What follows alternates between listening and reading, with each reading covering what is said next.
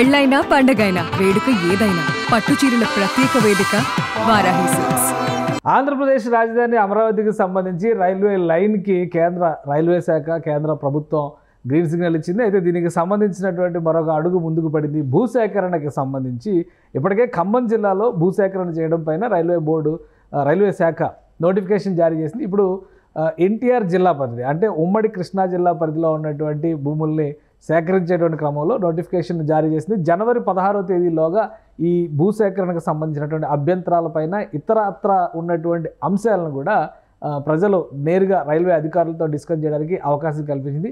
ఏ ప్రాంతాల్లో భూసేకరణ చేయబోతున్నారో, మొత్తంగా అసలు ఎంత భూమి ఈ రైల్వే లైన్కి అవసరం అవుతుందో ఒకసారి చూసేటువంటి ప్రయత్నం చేద్దాం. అమరావతి రైల్వే లైన్ అనేది చాలా ముఖ్యమైనటువంటి ప్రాజెక్టు, అమరావతికి కనెక్టివిటీని క్రియేట్ చేసేటువంటి విషయంలో. అందుకనే కేంద్ర ప్రభుత్వం యుద్ధ ప్రాతిపదికన ఈ రైల్వే లైన్కి అనుమతి ఇచ్చింది. ఖమ్మం జిల్లా ఎర్రుపాలెం దగ్గర నుంచి నంబూరు వరకు 56 కిలోమీటర్ల మేర ఈ రైల్వే లైన్ నిర్మిస్తారు. 9 రైల్వే స్టేషన్స్ ఇందులో ఏర్పాటు చేస్తారు. అందులో అమరావతి రైల్వే స్టేషన్ అతిపెద్ద రైల్వే స్టేషన్ కాబోతుంది. ఇంటర్నేషనల్ స్టాండర్డ్స్తో నిర్మించాలని భావిస్తున్నారు.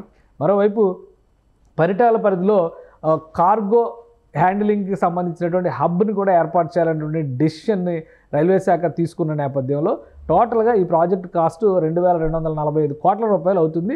సో భూసేకరణకు సంబంధించినటువంటి అంశాల పరంగా చూస్తే ఎన్టీఆర్ జిల్లా పరిధిలో రిలీజ్ చేసినటువంటి నోటిఫికేషన్ ద్వారా మొత్తం నందిగామ రెవెన్యూ డివిజన్ పరిధిలో ఉన్నటువంటి భూములనే రైల్వే శాఖ సేకరించబోతుంది. అయితే మొత్తంగా 297.499 ఎకరాల భూమి ఈ రైల్వే లైన్ కోసం అవసరం అవుతుంది. మ్యాక్సిమం ఇందులో 99% వరకు ప్రైవేట్ ల్యాండ్సే ఉన్నాయి. కాబట్టి స్థానికంగా ఉన్నటువంటి రైతులు లేదా భూ యజమానుల్ని కన్విన్స్ చేయడం ద్వారా భూసేకరణ చేపట్టేటువంటి ప్రక్రియని రైల్వే శాఖ ప్రారంభించింది.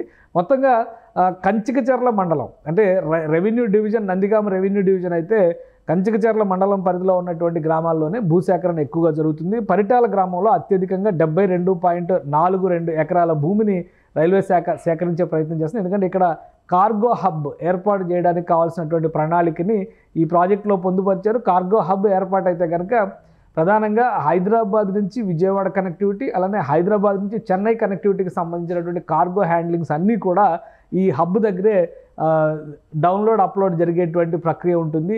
ఎగుమతి దిగుమతుల ప్రక్రియ అక్కడ జరుగుతుంది. కాబట్టి పెద్ద ఎత్తున విశాలమైనటువంటి ప్రాంగణంలో ఇక్కడ ఏర్పాటు చేసేటువంటి ఆలోచన చేస్తుంది. కాబట్టి 72 ఎకరాల భూమి ఇక్కడ అవసరం అవుతుంది. తర్వాత వీరులపాడు మండలం పరిధిలోకి వచ్చేటువంటి పెద్దాపురంలో 50.92 ఎకరాల భూమి, అలానే గొట్టుముక్కల గ్రామంలో 50.49 ఎకరాల భూమి, అల్లూరులో 43.15 ఎకరాల భూమి, జుజ్జూరులో 28.89 ఎకరాల భూమిని సేకరించబోతున్నారు. ఇక చిన్నరావుపాలెంలో 26.45 ఎకరాల భూమి, నరసింహరావుపాలెంలో 14.44 ఎకరాల భూమి, మొత్తంగా 297 ఎకరాల 4.9 కుంటల భూమి వరకు ఇక్కడ సేకరణ జరుగుతుంది. సెంట్ల భూమి అనమాట. ఇక్కడ సేకరణ జరుగుతుంది. ఇది కేవలం కృష్ణానదికి ఆవల ఉన్నటువంటి మార్గంలో జరిగేటువంటి సేకరణ. అలానే ఇటు ఉమ్మడి కృష్ణా జిల్లా కాకుండా ఖమ్మం జిల్లాలో కూడా దాదాపు 25 నుంచి 30 ఎకరాల భూమిని అక్కడ సేకరించేటువంటి ప్రయత్నం జరుగుతుంది. ఇవన్నీ ప్రైవేట్ ల్యాండ్స్. ముఖ్యంగా ఈ పరిధిలో ఇది కృష్ణానదికి ఆనుకుని ఉన్నటువంటి ప్రదేశం కావడంతో ఇక్కడ చాలా చోట్ల కుంటలు, చిన్న చిన్న చెరువులు లాంటివి పర్యావరణ పరమైనటువంటి అంశాలు కూడా ముడిపడి ఉన్నాయి. అలానే 2-3 ఎకరాల్లో అసైన్మెంట్ భూములు కూడా ఉన్నట్టుగా అధికారులు గుర్తించారు.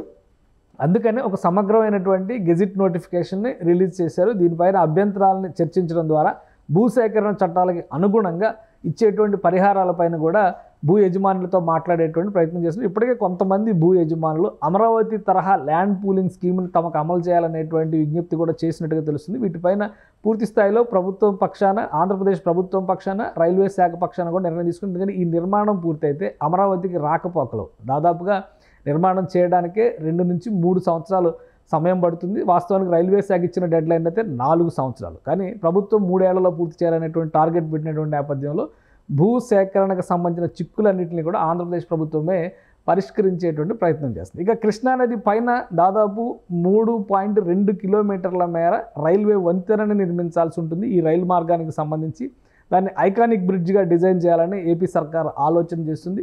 కృష్ణానది దాటిన తర్వాత ఉన్న ప్రాంతం అంతా కూడా అమరావతి ప్రాంతంలో ఆల్రెడీ భూసేకరణ జరిగింది కాబట్టి అక్కడ రైల్వే లైన్ నిర్మాణానికి ఎలాంటి ఇబ్బందులు రాకపోయేటువంటి అవకాశం ఉంది. కాబట్టి ఆ పరిధిలో అంటే అమరావతి పరిధిలో చేసేటువంటి నిర్మాణాలను సపరేట్ ప్యాకేజ్గా కృష్ణా జిల్లా, ఉమ్మడి కృష్ణా జిల్లా పరిధి లేదా ఇప్పుడు ఉన్నటువంటి ఎన్టీఆర్ జిల్లా పరిధిలో జరిగేటువంటి ప్యాకేజీని సపరేట్గా, ఖమ్మం జిల్లాలో జరిగేటువంటి నిర్మాణ ప్రక్రియ మొత్తాన్ని కూడా సపరేట్ ప్యాకేజ్గా, ఇలా ఒక 3 ప్యాకేజీలుగా విభజించడం ద్వారా అమరావతి రైల్వే లైన్ నిర్మాణ పనులను ముందుకు తీసుకెళ్లాలని రైల్వే శాఖ ఆశిస్తోంది. ఆ క్రమంలోనే ఈ నోటిఫికేషన్ రిలీజ్ చేసింది.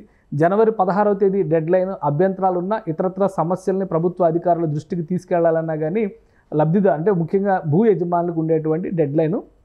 ఈలోగా అప్రోచ్ అయినటువంటి వాళ్ళకి కావాల్సినటువంటి సమాచారాన్ని ఇచ్చేందుకు కావాల్సిన ఏర్పాట్లు కూడా రైల్వే శాఖ చేసింది. ఇక భూసేకరణ ప్రక్రియ కనుక ఈ నెల రోజుల తర్వాత పూర్తయితే తదుపరి ప్రక్రియని రైల్వే శాఖ ప్లస్ ఆంధ్రప్రదేశ్ ప్రభుత్వ సమన్వయంతో ముందుకు తీసుకెళ్లేందుకు కావాల్సిన ప్రణాళికను కూడా సిద్ధం చేసుకున్నారు. వాస్తవానికి ఇది 2017-18లోనే సిద్ధమైనటువంటి ప్లాన్. కానీ అమలులో మాత్రం 5 సంవత్సరాల పైగా, దాదాపు 6 సంవత్సరాల జాప్యం జరిగినటువంటి నేపథ్యంలో ఎంత త్వరగా భూ సమస్య పరిష్కారం అయితే అంత వేగంగా తదుపరి ప్రొసీజర్లోకి వెళ్లేందుకు అధికారులు కూడా సన్నాహాలు చేస్తున్నారు. సుమన్ టీవీలో మీ పర్సనల్ అండ్ బిజినెస్ ప్రమోషన్స్ కోసం కింది నెంబర్కి కాంటాక్ట్ చేయండి.